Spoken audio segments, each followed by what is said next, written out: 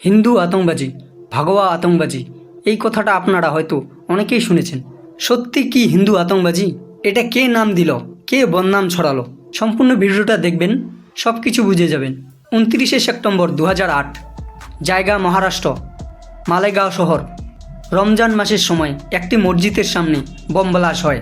6 জন মারা যায়, 101 জন আহত হয়, আরও অনেক কিছুর ক্ষতি হয়।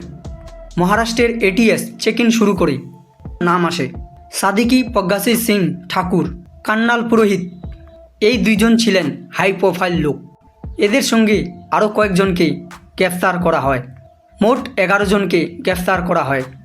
এই ঘটনার পর থেকেই হিন্দু আতঙ্কবাজি দেশে তর্ক শুরু হয়। সে সময় লোকসভা ভোটের কয়েক মাস বাকি ছিল। কংগ্রেসের গৃহমন্ত্রী পি চিদম্বরম বলেছিল, এই ঘটনায় ভাগবা আতঙ্কবাজির ভূমিকা আছে। সুশীল কুমার সিন্ধে 2013 সালের গৃহমন্ত্রী বলে আমাদের কাছে রিপোর্ট চলে আসছে, বিজেপি আরএসএস এদের ট্রেনিং ক্যাম্পে হিন্দু আতঙ্কবাজি তৈরি করার কাম দেখতেছে। দিগ্বিজয় সিং বলেছিল, শান্ত প্রতিটা হিন্দু সাধু আতঙ্কবাজি কেন? 26/11 মুম্বাই তাজ হোটেল আতঙ্কবাজি হানা। সব আতঙ্কবাজি মারা গেছে, তার মধ্যে কাসাব ধরা পড়েছিল। আপনারা তো প্রত্যেকেই জানেন মুম্বাই তাজ হোটেল হানায় কে করেছিল, কোন জাতির লোক করেছিল, কোন দেশের লোক করেছিল, প্রত্যেকেই জানেন। কিন্তু এই কাসাবকে হিন্দু প্রমাণ করার চেষ্টা করেছিল কংগ্রেস।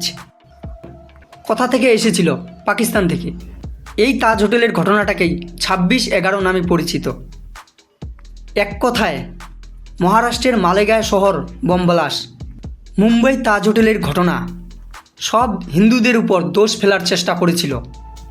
কিন্তু গাছ সেই সমস্ত কংগ্রেসের নেগেটিভ নষ্ট করে দিল আদালত। মালেগাঁও বোম ব্লাস্ট যেই 11 জন হিন্দুদের গ্রেফতার করেছিল, নির্দোষ বলে ছেড়ে দিল। তখন রাহুল গান্ধী কি বলেছিল, এখন কি বলতেছে আপনারা কি জানেন?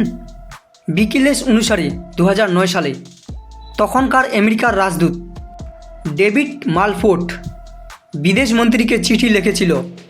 রাহুল গান্ধীর কথাটা বলেছিল 20 জুলাই 2009। হিন্দু আতঙ্কবাজি। এখন আদালতে হিন্দু নির্দোষ প্রমাণ হওয়ার পর রাহুল গান্ধী উত্তর দিতে পারছে না। এই সমস্ত ঘটনা তৈরি করা হয়েছিল হিন্দুদের বদনাম করার জন্য। কারণ হিন্দু বিভিন্ন জাতি আলাদা আলাদা ভাগ হয়ে আছে, তাদেরকে বদনাম করে যদি আরও ভাগ করা যায় তবে আরএসএসের বিস্তার হবে না, বিজেপি কখনো সরকার বানাতে পারবে না। এই কথাটা বলতেছি নরেন্দ্র মোদী প্রধানমন্ত্রী হওয়ার আগের ঘটনা। এই কারণে অমিত শাহ লোকসভায় বলল, सामने गर्व से कहता हूं कि हिंदू कभी टेररिस्ट नहीं हो सकता। তার অনেক আগে যোগী আদিত্যনাথ বলেছিল, এক রেহেঙ্গে তো সেব রেহেঙ্গে। আমাদের হিন্দুদের উপর পশ্চিমবঙ্গে কী কী সাজিশ হচ্ছে, কী কী ঘটতেছে, অন্য কোনো ভিডিওতে আলোচনা করব।